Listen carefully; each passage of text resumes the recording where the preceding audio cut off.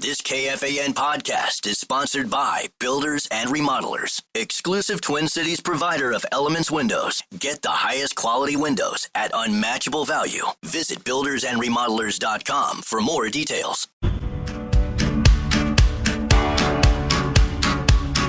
Tip off the Wolves home opener this Sunday with Meat Sauce. Join Sauce at Kieran's Irish Pub from 3 to 5 p.m. for a Sunday bucket slam. What's the name of the place again? Enjoy specials on Kona and Michelob Ultra buckets and register for your chance to win signed Timberwolves prizes. Full details available at KFAN.com, keyword calendar. What time will that be? 3 to 5 p.m. Hey, what's Sunday. the name of the place again? Kieran's Irish Pub. Kieran's Irish Pub. KFAN.com, keyword calendar. The legendary Meat Sauce will be there. You'll laugh your face off. Meat Sauce is so funny. You can hardly wait. I'm busy between 3 and 5. On Sunday? Yes, I'll be very busy. Darn it. Watching football? No, playing golf. Oh, there'll be no golf. There'll be no. Well, there'll be football, but not. But the Vikings. The Vikings will be. Correct. They're playing Thursday night. The Lions have a bye, so there's no games that will be of interest to me. So I will play golf. The legendary one is here, Mark Rosen. It was a winnable game against Philadelphia. The Vikings were within striking distance pretty much the entire game, but too little too late. A number of blunders by your guy Carson Wentz, and then the defense, they allowed a quarterback to put up a perfect quarterback rating. And I know that I had some pushback from listeners yesterday that somebody had some metric that said it was 14-something, or that the Vikings had the best defensive performance of any team in the league. I don't know. I look at what happened. And during Sunday's game? That's what it is. By some metric. That means to throw analytics out the window. That's what I would say, because when they really needed to make a stop, they could not. And they had a 3rd and 9 late in the game. And somehow Zayraj let, I don't remember who it was, one of their wideouts get loose on the outside. And that was basically game, set, match. A.J. Brown. Vikings lose 28-22. They fall to 3-3. Green Bay wins. Chicago wins. Detroit wins. Minnesota finds themselves at the bottom of the division with a 500 record. Green Bay in first, 4-1-1. Detroit 5-2. The Bears 4-2. Vikings 3-3. The head coach just held his weekly news conference and announced McCarthy went through drills today at the TCO Performance Center practice facility. They didn't get a good feel for. They don't think he's quite ready to play. So your guy Carson Wentz will get another start against the Chargers on Thursday night. Yeah, and not surprised. I think the biggest issue right now is what's going on defense, or what's not going on in their defense. I mean, the quarterback play speaks for itself. We can go through all the mechanics of that and the machinations of that, but the Vikings have not had a turnover, forced a turnover in 3 straight games. They've never, at least what I've read, and different sources saying, they've never gone 4 games without forcing a turnover. That means never. So that continues to be a huge issue for this team. And the number of times that they have given up big plays on 4th down, even starting with the opening drive against Philadelphia. Barkley had a couple nice runs, really for the only time of the game. They shut him down pretty well. But it was a 4th and 4 in the 37, and Hurts hit A.J. Brown. He beat Metellus. No rush. Dallas Turner was trying to get at him, didn't get close to him, didn't affect his throwing motion. That's exactly the kind of stuff that's been happening time and time again. And I don't know why that is. I don't know what's happened to Brian Flores' defense. They got healthier. Now they're missing Van Ginkel. But, every team has got injuries. Detroit was starting 4 guys in the secondary that were not starting this. Correct. You know what they're calling their defense? Not Legion of Doom, but Legion of Whom. Yeah. Well, can I get a rim shot for that? That's pretty good. Yeah. Well, I stole it. But they have not. They had a couple sacks, but they weren't like turning point types. But the inability to, when you're going to lose a turnover battle week after week, you're shocking that they've won 3 games. Honestly. Mike Grant told me his father told him one time what decides games are big plays and turnovers. That's what my old buddy Scott Studwell used to say. And we gave up a bunch of big plays, and we didn't force any turnovers, and we turned it over twice. So with all the discussion about all the hand-wringing about the quarterback situation, and yes, Wentz through the first interception. I mean, Brandale got trucked over the middle by Jalen Carter, and he threw the ball away, and it was obviously a poor decision, and was returned for a touchdown. But they had pressure right up the middle. That's exactly what I'm saying. What the Vikings haven't been doing. I don't remember Jalen Hurts in a situation like that where Hargrave or Allen or someone was bull rushing someone, and Hurts had to hurriedly throw the ball away. So that's a concern. I mean, that's continuing to be a concern, and will be again on Thursday night.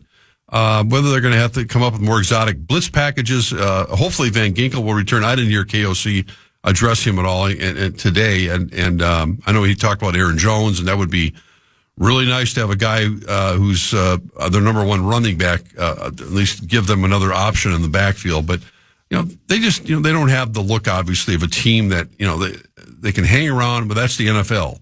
But you got to make plays. You have to make something happen, and until that defense can make something happen and give, I don't care who's quarterbacking at that point, a short field and an opportunity to cash in, you're going to end up losing close games like this, and that's where they are. They can't get a turnover, and that to me is the biggest problem with this team right now. There are there's a lot of the natives are restless. Oh, of course here they are. On the Bradshaw and Bryant KFAN text line. This one says, whoops. This one says, clearly they're second guessing how good this kid QB is, and they aren't willing to put him on the field. It's concerning that even the quarterback whisperer, KOC, is afraid to play him unless everything is lined up perfectly for him. What does that mean? So what this guy is saying is that, and I'm not defending J.J. McCarthy. We saw J.J. McCarthy at the beginning of this year. He had one good quarter, but afraid to play him. So in other words, he won't play probably he's going to shut him down for the rest of the season. That doesn't make any sense at all. I mean, he's going to have to get his reps. He's going to have to get his. This is why they drafted him, and he's going to be a work in progress. We knew that from the beginning. But he's got so if you put him out there now, and he's not 100%. People seem to know better than the training staff and everything. They somehow want Carson Wentz in there more than J.J. McCarthy. It's common. This footwork excuse is BS. Is he building a robot? His footwork isn't quite right. When is his footwork going to be right? I don't know if it's it's something he's worked. Listen, I brought that up. How come O'Connell's not working with Wentz on his footwork? I thought he was the quarterback whisperer. Why isn't he getting more out of Wentz? I think the organization is failing Carson Wentz more than Carson Wentz is failing. You like to fall back on that. Well, isn't that what the head coach himself said? He said oftentimes. Young quarterbacks. Well, Wentz is 30. No. He's 32, number one. He was referring to young quarterbacks, first, second-year quarterbacks, if you recall. I don't know if you've ever heard the quote or not, but that's exactly what he was referring to. You're misquoting him. It was early. It was young quarterbacks, not guys been around the league 6 years. The young players that get an opportunity to play and they don't perform.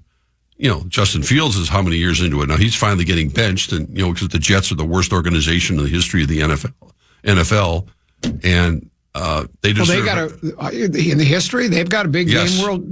How many world championships do the Vikings have? Okay, go talk to a Jets. How many do they have? I'm not going to play your game. Well, but you said it's I know the they worst are ever. right. They have been since then.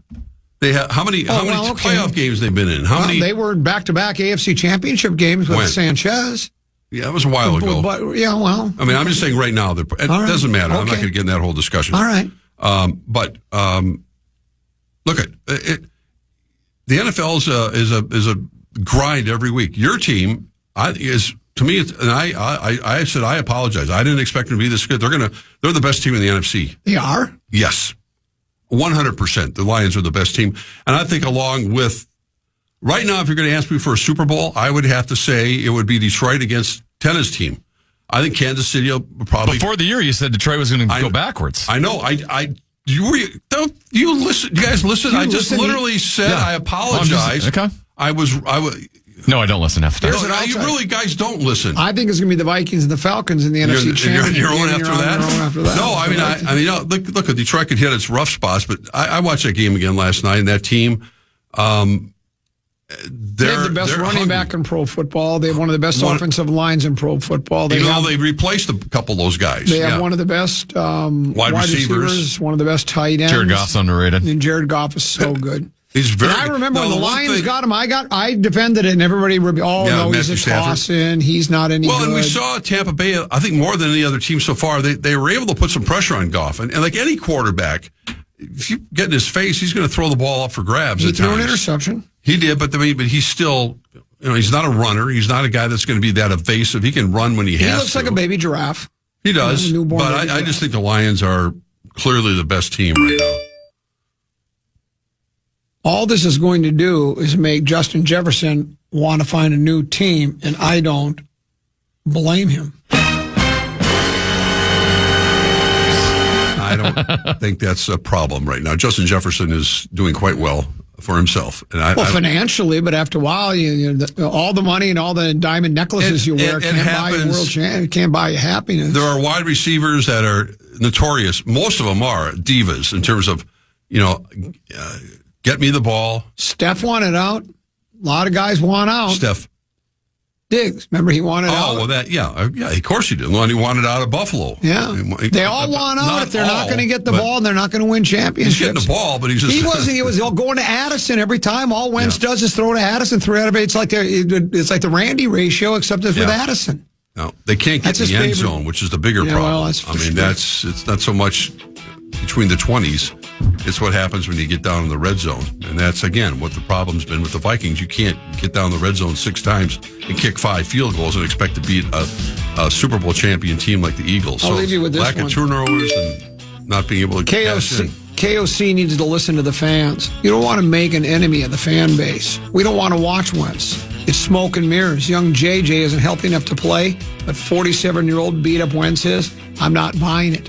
They're all doubting it. They're all doubting the head coach. They're doubting the organization. They're turning on the Vikings. They should have hired the guy they're playing against on Thursday night. Remember when Jim Harbaugh sat down and had a long interview with the Vikings? I wanted Harbaugh. And Kwesi and all the people over there at Winter Park sat down with Jim Harbaugh, and he desperately wanted to come we could have done. We could have re-signed Sam Darnold. Could have kept Danny Dimes. Well, Danny signed Rodgers. Danny Dimes didn't want to. He would have been told you're the starting quarterback. But they weren't going to have it that way. Who started the first game of the season? No, you're right. So that's why Danny Dimes took a lot of money and went to Indy. No, you're right. They didn't offer him that, so he left. Had they said you're going to be the starting quarterback, he would have stayed, and he'd be throwing. But why would they have done that? He'd be throwing dimes for us. What I'm saying is, he's a young quarterback who. Here's what I'll tell you. You're so good. No. Monday morning quarterback. Those organizations failed. The Giants failed Danny Dimes more than Danny Dimes failed the New York Football Giants. Well, again, that's not. Is Danny young enough? Does he qualify? That's what New York teams have in common. Yeah. They fail quarterbacks more than any other organization. Well, we failed Pasternak. We failed him. Hey, he got in the game the other day. We failed Sam Howell. We did. We failed him. Oh, we'll break. We'll come back. Okay. More to get to with Rosen. But you got a keyword, I think, don't you? I do. The Fan in 2 minute junk truck. Want to give you a shot to win bonus bucks with our national cash contest. Just enter the keyword money at KFAN.com now for a shot at winning. The keyword is money. Enter now at KFAN.com.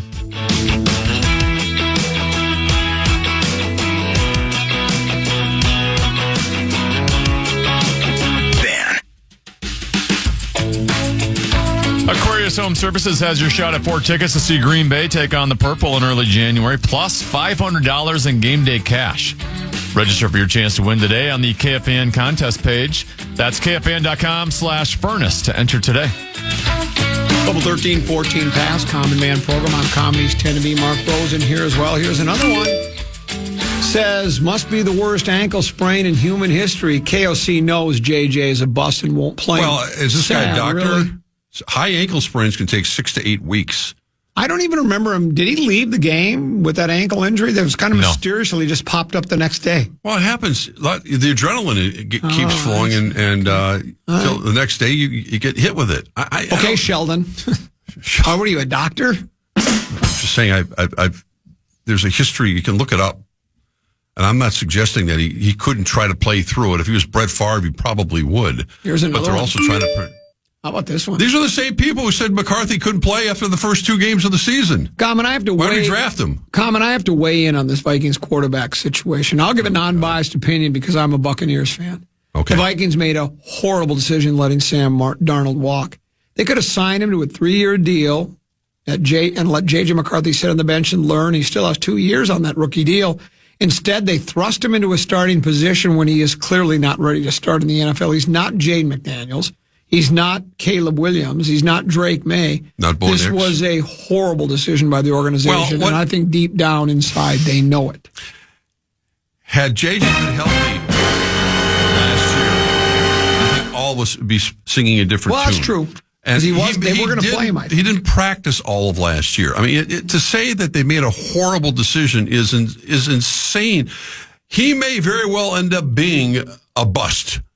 That may be. I've said this over and over again, but you're not going to. You can't tell by now. You can't make that observation by saying, "Oh man, this guy led Michigan the national championship, et cetera, et cetera." Harbaugh loved him. Everybody loves his mindset about how he can play. Those guys, all those guys you mentioned, got a chance to play last year and go through some tough times.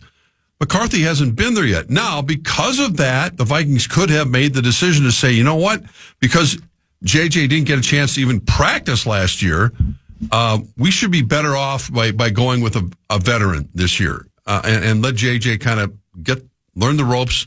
They had that opportunity to make that decision. It's an absolute given to make that claim to say, you know what, they should have stuck with Danny Dimes or given Sam Darnold what he did over the course of the season until the Detroit game when he just had both hands around his throat. Well, everybody has a bad game. They do. I watched him last night, and he had exactly that type of game. He made some great throws, really great throws, and other ones you kind of go, oh, my goodness. I remember that, Sam Darnold. But Seattle's off to a great start. But you could have made that decision based on that. The Vikings decided to go a different route, and they have to live with that decision. But it's not because J.J. McCarthy can't play right now. And, listen, the Lions are on a bye week. And if based on what KOC just said that he's making improvements, well, based on all that, he has to start against Detroit. I don't see there's any way that he doesn't. And going into Detroit, how good do you think that's going to look with the Lions coming off a bye and that team playing with Aiden Hutchinson? Pack a lunch. It's going to be a tough afternoon for the kid. But I think you got to play him. You got to let him play. What are you going to do? Lions, rumors have it, are shopping for another edge rusher, too. They want somebody on the other side. Hutchinson's doing all this without somebody else helping on the other. If they get another edge rusher. By the way, did you hear Jerry Jones reportedly Max Crosby is flirting with Max Crosby after they just got rid of Micah Parsons? He's so full of it. Yeah. My, oh, my. Your Gophers club, yes, after a victory over Purdue, but that was one where they were outrushed like 248-30, and they just flipped First that half. script on Nebraska. Nebraska came in ranked 25th in the country. They were a 8.5-point favorite. My lovely wife Potato said, "Who do you think is going to win?" She didn't even get the question completely out of her mouth. I said Nebraska. I thought Nebraska would win the game. I watch a lot of Nebraska football because that's where Deuce went to school. I've watched pretty much every one of their games now for the past 4 or 5 years. I know I should get a life. But that team, win or lose, they got a little Lions in them because they seem to lose more than they win, especially when they play ranked teams. But they're always in exciting games. But I thought the way they had played this year, that I thought coming off that pretty mediocre performance by the Gophers, albeit a victory, I thought Nebraska would beat them. But the Gophers, that was a pretty complete ball game for Flex Club. PJ's got his number, got the Cornhuskers number. There are a lot of Cornhusker fans I saw downtown over the weekend, and they went home very disappointed. And that they provide a great atmosphere, much the way that Gopher fans will provide that atmosphere. I think along with all the Iowa faithful as 8-point underdogs. I'm surprised the Gophers are that big an underdog in Iowa. But anyway, I digress. Yeah, I mean, they flipped the script completely. They sacked Raiola 8-9 times, and they shut them down. And Darius Taylor found his groove, and the quarterback's playing well. defense got after him, and so it was a nice win. And they were able to storm the field, and they beat Nebraska, and that's the kind of team. These are the games we've talked about over and over, Common. You're not going to beat Ohio State. You're not going to beat Oregon. Michigan, I don't think they play Michigan this year, but you got to beat Nebraska. You got to beat Purdue. You got to beat Iowa. You got to beat Wisconsin, who's awful right now. Those are the games that this program needs. Why can't you beat Oregon? Indiana did. Indiana's on a different level. Well, but they weren't. How did is it Signetti? Is that his name? How did he do that? How did he get that program turned around? Because they're spending a ton of money. Is that what it is? I think a lot of it. They don't turn things around that quickly. And kudos to him. And now he just signed. People were speculating that he might go to Penn State. He just signed a new contract extension at Indiana. He ain't going anywhere. No, why would he? So, I mean, what used to be just the basketball schools now turned into, they're ranked second. They're going to compete for the national championship. And that's happened in a pretty quick hurry. So, I mean, it shows you what Nil can do. And listen, they got to get the right people in there. And they deserve all the credit in the world for turning around a woebegone program that's never really done much of anything. So, the Gophers have to just keep beating the teams right now that they can compete with. And that's another one on Saturday afternoon on national television. Chew on this. Common, KOC and Kwesi desperately wanted Drake May. They didn't offer enough to move up to get him. The Vikings broke the same rule that Spielman made in 2011. Do not draft a quarterback you're not in love with. It feels like we've been trying to talk ourselves into McCarthy being it for 18 months. Vikings should have kept Darnold. The goal is to find a good quarterback, and they did. Yep. Even if Darnold threw a wrench in the McCarthy plan. And how does he know that the Vikings didn't offer enough for Drake May? They offered a lot for Drake May. Apparently not enough. Well, New England basically shut the door on any offers that came their way. So you can't just say that, they should have given him a Herschel Walker trade. Is it time to board up TCO Performance Center? If you want. I'm just asking you, do you think it is? I hope not. Do you think we should board it up for the season? No. All right, very good. We'll take a break, come back. Got a number of other items I want to bounce off. Mark Rosen, wild win. Wolves start their season tomorrow. World Series begins in the next day or two, I think maybe Friday. We'll break. We'll come back with one more segment to go here on the Common Man program on The Fan.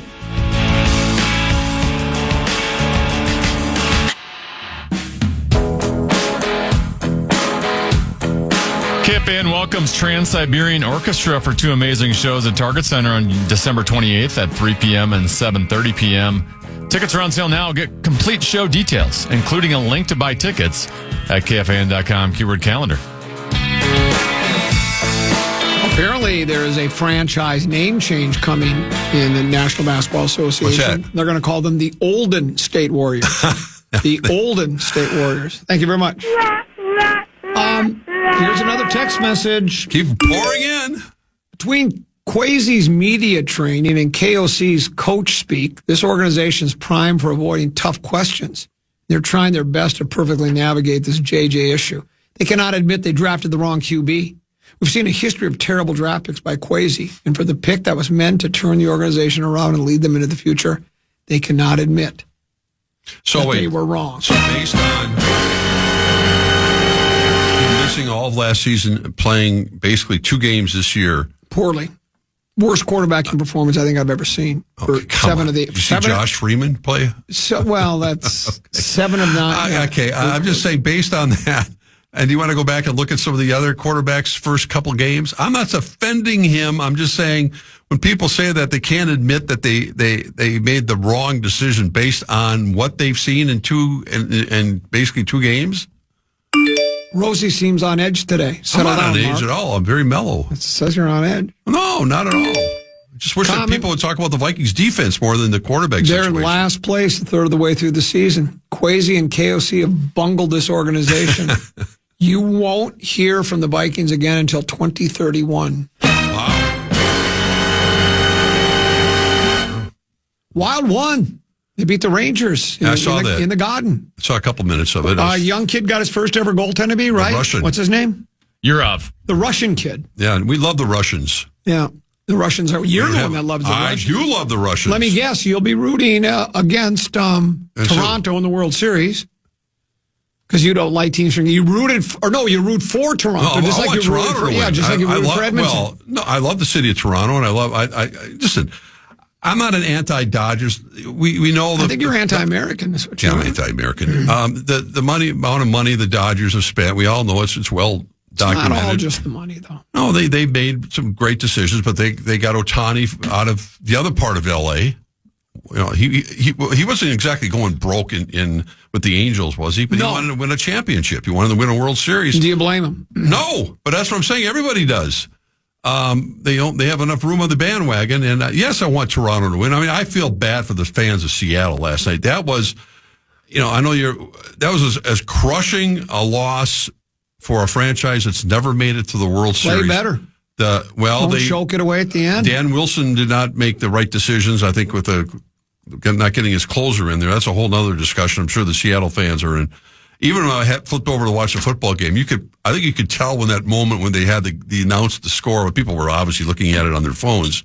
People were rooting for the Seahawks last night, but the game was ending at the same time, and that was Twins-like. I mean, that was Kirby Puckett jump on my back, Springer hitting a 3-run homer in the bottom of the 7th to basically win the game for him. And for Toronto, it's been since 2003. I don't know. It's been a long time since they long time. 93. No, 93. No. Well, and I when I was there last year in Toronto and took a tour of the Rogers Center, and they took a little picture of. They have a tribute to Paul Molitor there, of course, who was Molly. there. I call Molly, him. we call him. Yeah, and I want Toronto to win. I'd love to see them. I root for an American team. You can go ahead and root for until Canada becomes the 51st state, which is going to happen soon. I can't root for them. It might. You never know. Ohtani pitched 6 innings of shutout ball, and he hit 3 home runs. They are calling it maybe the greatest single postseason performance in baseball history. And I guess you could certainly make that argument how unique it is. I mean, only 2 other times have pitchers, I think they were in postseason, hit 3 home runs and pitched then again. Now, they didn't pitch as effectively and strike out as many hitters, but it was some guy from 1898 and another guy from 1942, and I don't remember either name. Now, here's what I will say, though. Yes, sir. It was very impressive, and I'm not taking anything away. But it was game 4 of the NLCS, and that's still impressive, but Morris didn't hit, but he pitched 10 shutout innings in Game 7 of the World Series. So the uniqueness of it that he was, because Babe Ruth, I think, also hit 3 home runs in a game, and maybe he pitched as well in the World Series. I mean, we all know Ruth was one of the only other guys. I mean, when you think of all the players that have been able to play both ways, like, for instance, I was reading a story and it made some sense. You're not going to see a goaltender shut out a team and score a hat trick, right? That's kind of the equivalent, right? You're not going to see a quarterback throw for 3 tutties and have 2 pick sixes on his own, catching him and returning, playing defense. The closest we have these days is Travis Hunter. In basketball, that's made a bit more for doing a lot of different things. You can get triple doubles and such like that. But it is an astonishing achievement. I don't think there's any question about that. But again, I also think when I weigh most impressive performances in postseason, that has to be up there. And I'm not saying it, and you could make the argument that it is because it was the home runs and the pitching in the same game. It was spectacular. But it was just, I say only, but clinching game. I mean, if he could have got shelled in the first inning and they lived to play another day with Morris. To show you the strength of the Dodgers rotation, I took a quick glimpse at the pitching matchups for the World Series, which starts Friday night in Toronto. Ohtani's not pitching until the 3rd game. Yeah, he doesn't need to. No, they got Snell, that's how deep they are. Well, and he's rested. They decided to spend the money, and they spend it on pitching, and the Twins could learn a lesson there. There's an in-between, but the Dodgers have... The Twins had an opportunity to have some pretty good pitching when they had... They had Lopez, and they could have re-signed Sonny Gray. And I'm telling you, the Snell guy was available. I begged the Twins to sign him. And, I get it. He might not have wanted to sign here, but he may have if you said, look, we've already got a couple of really good pitchers. But anyway, their pitching staff. I mean, the Brewers, they beat them 6 games. They swept the 2 regular season series. They had a grand total. How many runs did they score? I think they only had like 3 games in the first 3. 3 runs, yeah. They just the pitching is what, That's it. That's the name of the game. Yeah, and Toronto it's going to be hard pressed to match that. The emotion that they have, and they have a good staff. They have very good hitters. Obviously, with Guerrero leading the way, and it just seems like it's going to be insurmountable odds to not try to knock off the Dodgers and try to beat them 4 times. That's not going to be easy at all, and that's why they call it the World Series. But it's still it's a fun story. It's a great story, and they'll be massive underdogs to the Dodgers who beat the Yankees last year and got going for a repeat again. And Seattle had their. I mean, I can't imagine. I saw some of the interviews after the game, and to feel the weight of the city and the Cal Raleigh, who's had this historic year as a catcher with the 60 home runs, and he was. They've won big games. They've won NBA championships. I can't worry about the city. No, they've never been to a World Series. I'm just talking about baseball. Yeah, I can't shed a tear. Well, I'm not shedding a tear. I'm just talking about that from a sports standpoint. That was and for the players. I mean, it was. It's nice to see that people actually care. Is what I'm saying. People always talk about, well, they got so much money, they don't care. Really? Walking that clubhouse last night. I've been in a few of those losing clubhouses and locker rooms. Yeah, of course the city feels it. I mean, that's what fans are about. Oh, poor Seattle. I mean, I'm not shedding a tear for them. I'm just saying that it's like you embrace the suck because the Lions have sucked for generations. So I shed no tears. I don't want anybody to feel sorry for me. No, I know you don't, but I mean, but there are people that do. Detroit. You look at the people that pour their hearts into it. Look at the text messages you're getting today. 6 games into the NFL season, we're dead last place. We drafted the wrong quarterback. That's what everybody thinks. And as Tennis said, if the Vikings beat the Chargers this week and beat the Lions, they'll be ahead of the Lions in a week and a half. And that's not likely to happen, but they have an opportunity to do it. It sounds like you're doubting the Vikings. You should have been a prosecutor. Well, you just said it's not likely to happen. Well, it could happen, yeah. Wolves start their season. You know what the whole trick is? I read it in the paper today. Ant needs more sleep. He gets more sleep. We're going to win an NBA championship. I almost did a spit take. He just needs to get some more sleep. You saw those 24-year-olds just don't sleep enough. They're playing video games all night. Till 3 or 4 in the morning, then he gets up at 6. He's raring to go. That's what he did when he's in school. Well, we all did that when we were 24. I don't know if he's got a sleep number bed, but he did talk to the sleep doctor. He talked to some. Maybe it was the Fitness King, and he said, well, I'm getting 6 or 7. They said you need 9 or 10 hours. Yeah. I think they said you need 9 or 10. He goes, well, I'll go over 7 and 8 for now. Well, all he needs to do is get more sleep, and we're going to win an NBA championship. Well, that might be the secret. He's going to try to play defense start to finish. Right. He's tried to work on it. He's basically said he's going to will this team to an NBA championship. He's apparently worked on his mid-range jumpers. Right. He claims that not playing any international basketball this past offseason has helped him work on it. I'm excited to see if, because we've heard him and other athletes, they talk a good game and then it really doesn't happen. I hope it does because we know what a special talent he is. We talked about it the other day when we were talking about, all these these websites will rate there, the top players in the NBA, top players in the NHL. They all, and Ant's in the top 10 in every one of them. Now he's not ranked as the best player, but I think most of them have had him like at 5 or 6 or 7. And that's rarefied air. Well, but there has been a couple of things missing. The organization's pointed it out to him. He has agreed with it. And if he is able to develop a mid-game jumper, play defense, start to finish in more, and do it in all games, and don't take nights off when you're playing a terrible team in a terrible city, maybe that will be enough to lift this team to the next level. Well, and when I say next level, I mean get out of that Western Conference Finals and get to the NBA Finals. Well, he's talked a good game. Now he has to back it up. Yes. And I think after a year ago, I was out in L.A. when the Vikings were playing the Rams, and I saw my son and I went to the opening game against the Lakers, and Julius Randle, I mean, you could tell how out of sorts they were. They had not played with they had not played together. So DiVincenzo and Randle, I mean, I expect a lot more cohesion immediately. And not to suggest they're going to roll over Portland tomorrow night and go out and start the season 10-1.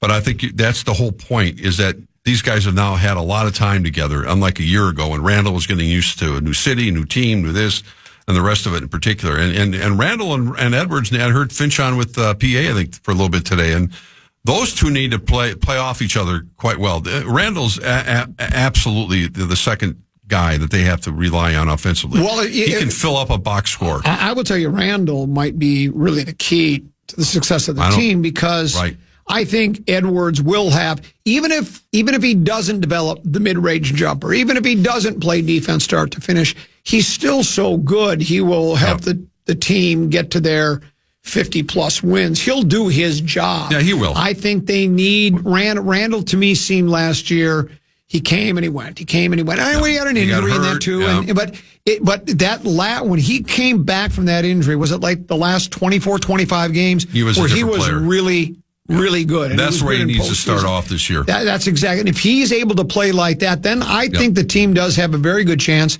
to, for sure, obviously not only just make the playoffs, but get back to that Western Conference Finals and maybe, get to the other side. Well, and I'm anxious to see if Finch actually will. I mean, he's talking about talking a good game, expand his bench and get those guys, get Terrence Shannon some quality minutes. I think he will. Rob Dillingham he has to. You can't just go with, Edwards and Randall and Gobert and DiVincenzo and, Naz Reid and Jaden McDaniels over and over and over again. You got to get these guys, even Bones Highland. I mean, you got to get guys that can come in and give you some quality minutes. You like Bones, don't you? I just like saying Bones Highland. Too. If you're going to have a nickname for a basketball player, that's perfect. It's not bad. No, not at all.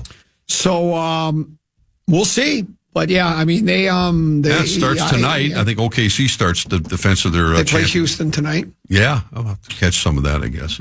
Houston's got a pretty good club. They were good last year. That's a nice organization. The whole West is stacked, top to bottom, pretty much. Can't wait.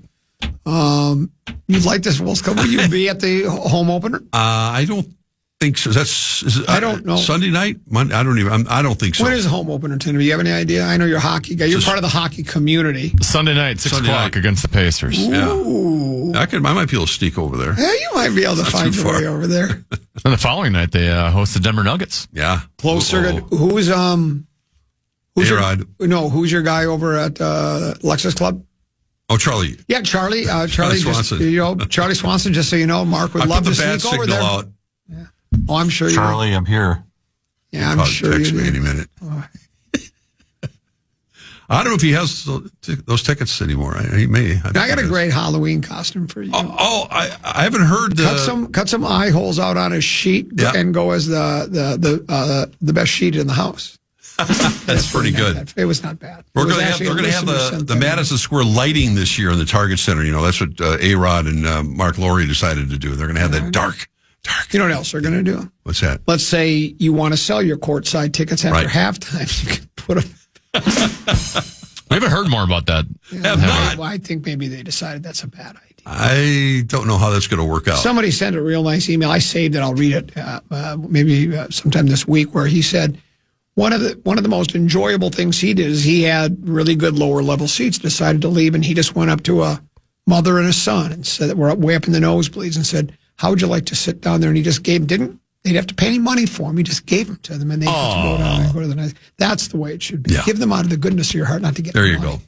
And I think, if I'm not mistaken, if you put them back into the pool, are the Wolves getting a cut of that, or are they not? I don't understand the dynamics of it. Yeah. That's how they're making money. Isn't that convenient? Yeah, they're not doing that out of the goodness of their heart. Well, I thought. The one quote from Mark Laurie that sticks out to me is he said, "I'm flush with cash." Remember when he said that? Yes. I'm flush with cash. Lucky. Well, you're flush with cash. Why do you need more? These guys never have enough. They never have enough. No, it's sad. Really. No, I know. So yeah. So I'm